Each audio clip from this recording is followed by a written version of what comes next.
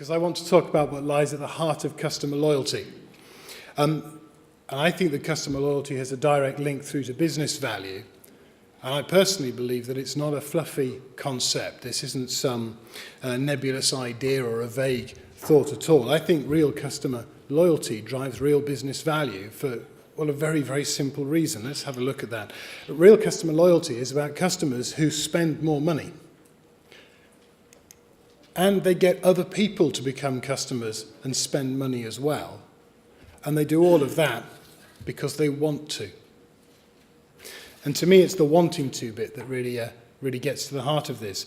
A couple of years ago, we had Saatchi & Saatchi speaking at this event, and Richard Heitner from Saatchi & Saatchi was talking about the unspoken secret in loyalty, which is that loyalty schemes aren't actually about loyalty at all, are they? He said, I give you my data and you give me your points. Where else in life would that be called loyalty? Let's have a look at the behavior that loyalty schemes actually seem designed to promote. And I'll see if you agree with me on this. The main behavior that I can see coming out of loyalty schemes, unfortunately, is promiscuity. Turns out I'm rather more promiscuous than I thought, which is a little uncomfortable. I had a look in my wallet the other day when I was getting ready for this to see just how many loyalty schemes I'm involved in. And not surprisingly, some of the cards turned up. I'm very pleased to see Nectar there. And unfortunately, I'd also got cards from Tesco, Subway, Game, Go Outdoors, Costa Coffee, Really Awesome Coffee, Flavours, Tank Coffee, and Cafe Nero.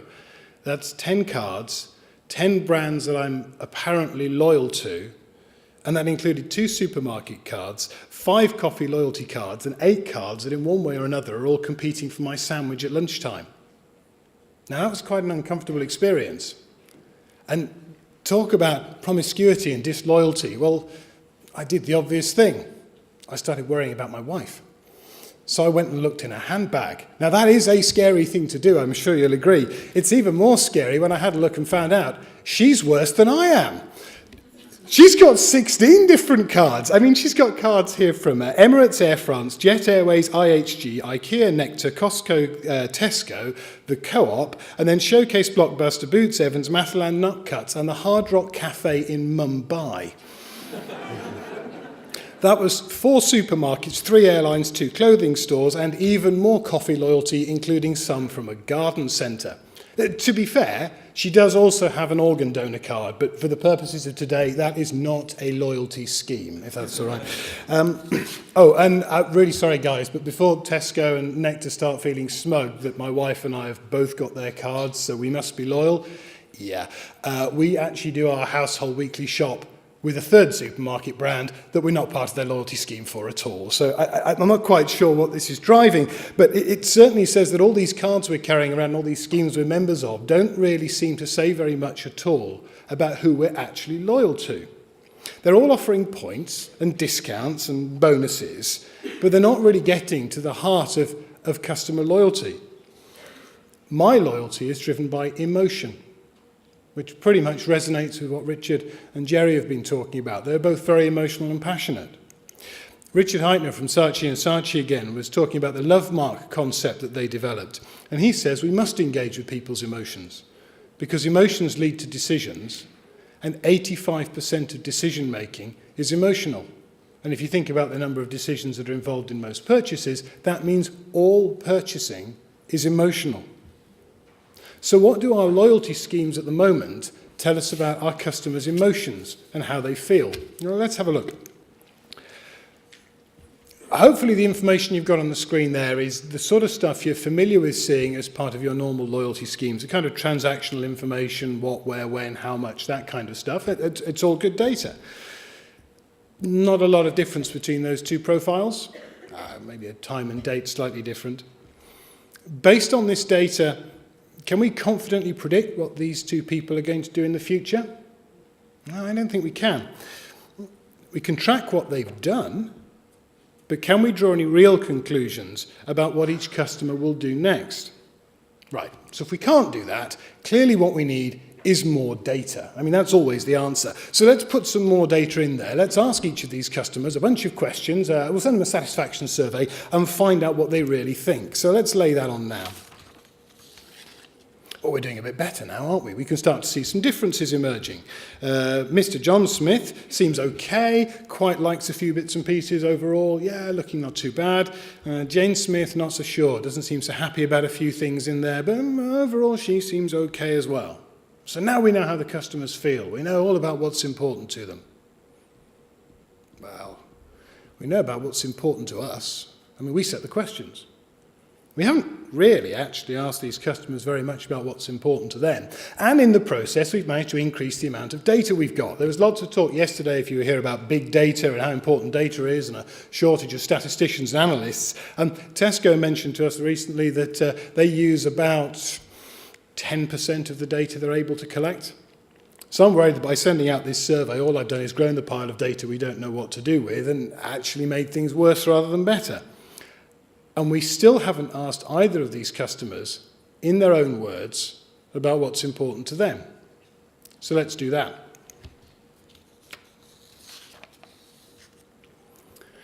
Yeah, we've got a bit of a problem now, because the customers don't really seem to be feeling the way that the data was suggesting.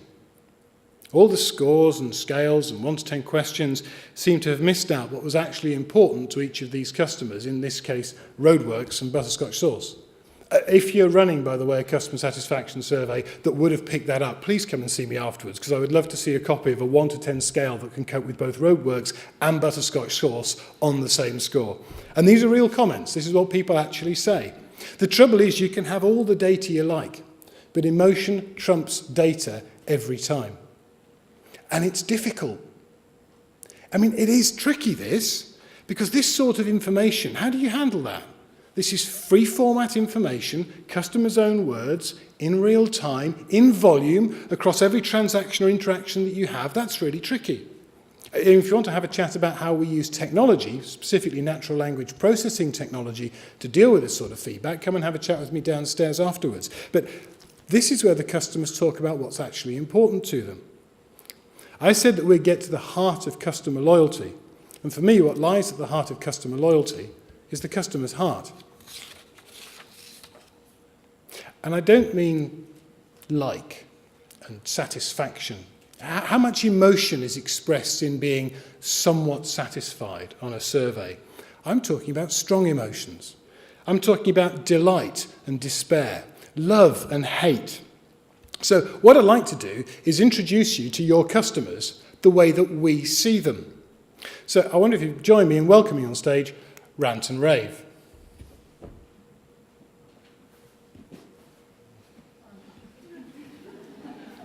Excellent. Here we go. Come on in, guys. Don't be shy. That's fantastic.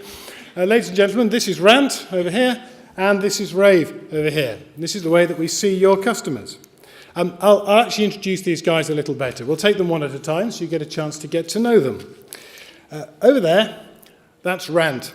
Now, Rant is one of your customers, and I'm very sorry to say that Rant is pretty cheesed off, aren't you?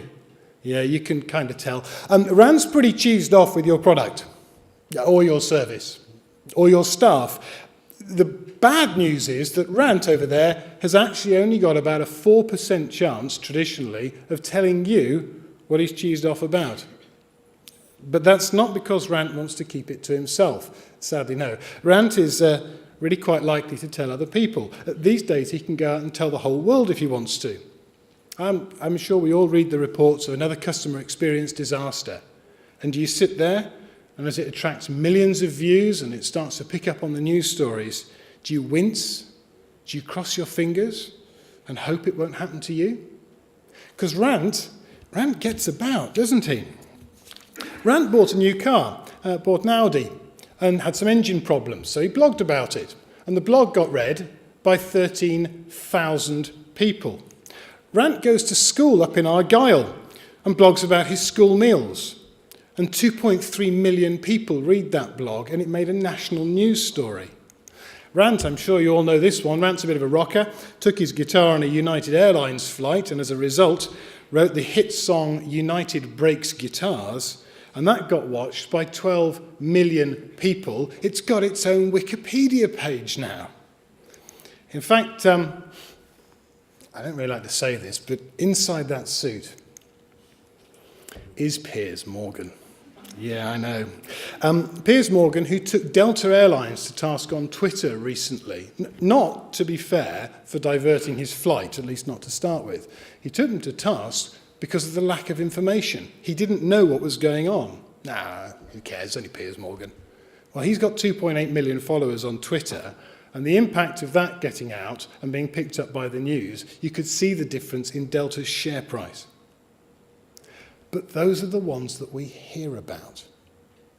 I'm less worried about what Piers Morgan thinks. I'm more worried about what all my customers think and what they're posting and talking about. How much gets posted that we don't even hear about gets posted every day to the 234 friends on Facebook that the average user has, or tweeted to the 126 followers that the average Twitter user has. Mind you, if you can get to rant right on the spot when there's a problem and find out what it is he's unhappy about, then maybe, just maybe, rant will give you a chance to do something about it before it gets out of hand and he goes and tells the world. Let's look at a real example here. This is one of our more glamorous clients. They're a hotel chain, and they received a piece of verbatim feedback into their voice of customer service, interesting insight into that customer's world. It said, "Help, I'm stuck in a lift." Now, the customer they were stuck, and they were very unhappy. And between you and me, they were pretty stupid, because there's a big emergency button, and they could have spoken to somebody straight away. They chose to talk to the voice of customer feedback solution instead. Fine. And the system picked it up and spotted the problem and fired it straight down to the relevant hotel manager, who immediately went and got the customer out of the lift. And that customer went from being deeply unhappy to really pleased, because they weren't in the lift, and very impressed, and has been a regular, loyal customer ever since, and has tweeted and posted about it.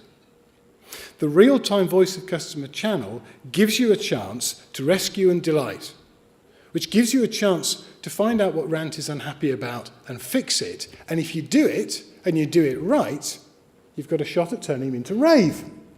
And Rave over here, well, it's far more positive side of the world. Rave loves your service.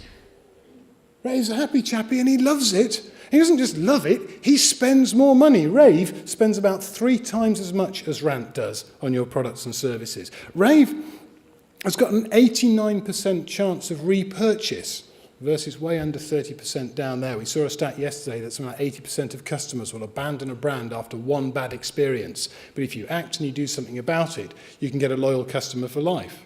Rave loves you so much, he wants to tell other people about it and contribute to the 50% of decision-making on purchases that's influenced by word of mouth. It's his mouth that influences it. He might even use some of those lovely social media channels to start telling the world about you and how great you are. Rave is your biggest fan. He's your unpaid sales force, your trusted word-of-mouth reference. In other words, Rave is your active advocate, and he does all of it because he wants to. Your customers turn into rant or rave at key moments, emotional moments when they experience something with your brand or service. We call those moments of truth. And to me, the missing piece of your loyalty puzzle is actionable emotion captured at these moments of truth. Now, the good news is your loyalty scheme is probably a perfect fit for this missing piece of actionable emotion. Because actionable emotion is about who feels what, about what, where and when. And your loyalty schemes are pretty geared up to answer most of those questions. You just need the missing piece, the real-time emotion added to the powerful data that you're already collecting. Without it, well, without the real-time emotion, all that data is like diligently and carefully driving your car by looking in the rear-view mirror. You're staring in great detail at historic data of where you've been rather than looking at where you're going. But your customers' individual emotions are a powerful predictor of the future because the emotional shadow influences every interaction and experience they have going forward. Actionable emotion has 3 aspects to it. It's collected right now in real time. It has to be.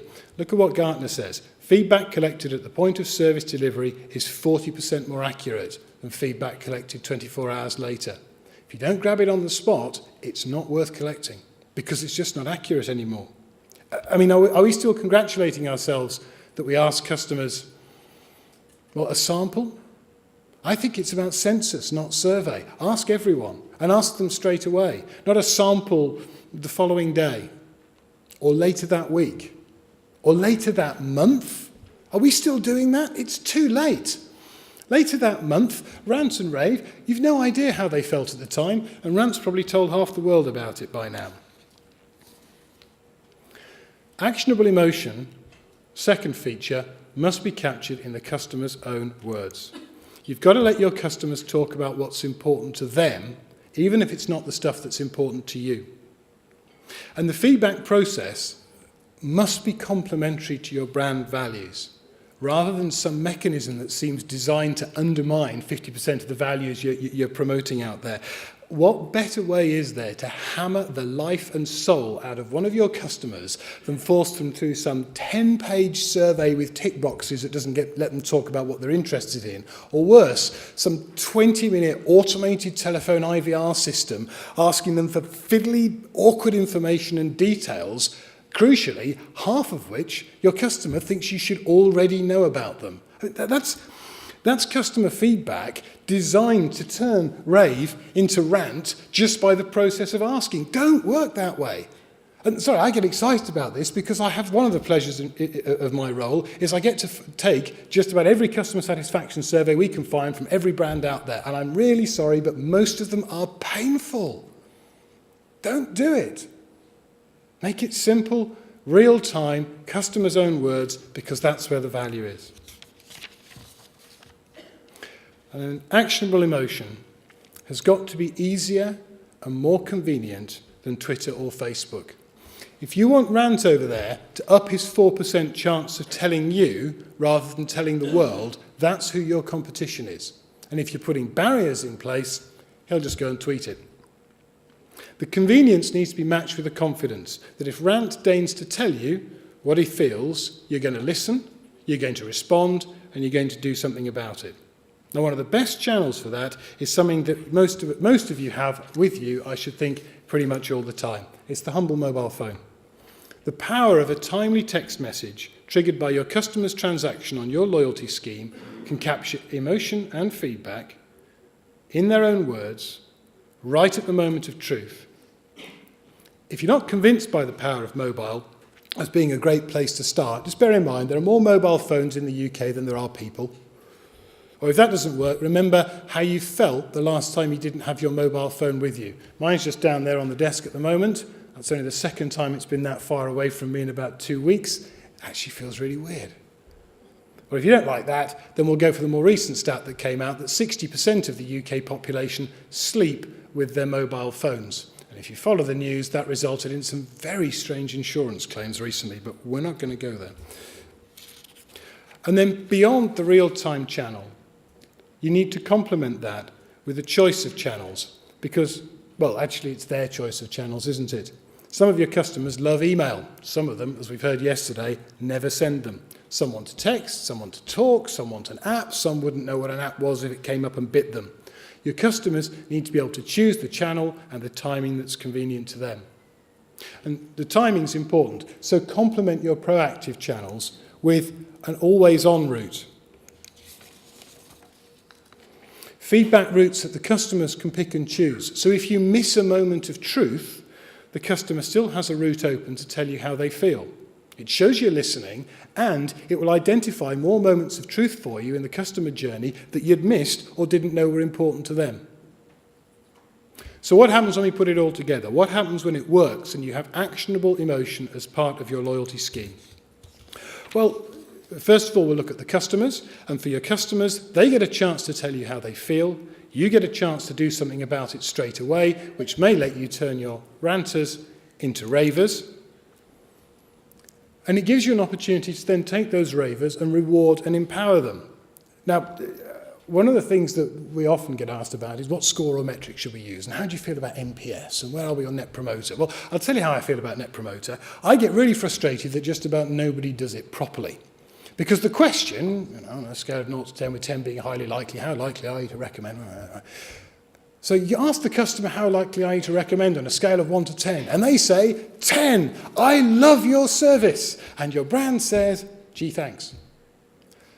Are we not missing a trick here? If someone says, I love your service, I'm highly likely to recommend you, surely the answer should be, great, go on then, recommend us.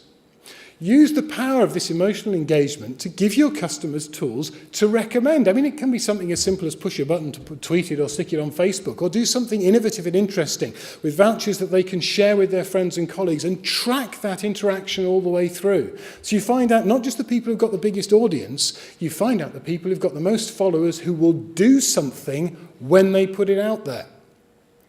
If Rave over there's only got 200 people who he's friends with on Facebook, but he's met every single one of them, and when he puts out an offer, 50% of them take it up, he is a powerful advocate for your brand. And what do powerful advocates do? Increase sales. And then inside the organisation, you can work tactically, operationally, and strategically with this information. Tactically at the front line, fixing the problem on the spot, sorting out round to making sure it doesn't do damage. Operationally, with operational performance management at individual or team or store level to fine-tune and hone and improve over days and weeks and months. And then strategically, with cross-business customer experience, driving business benefit and measurable value.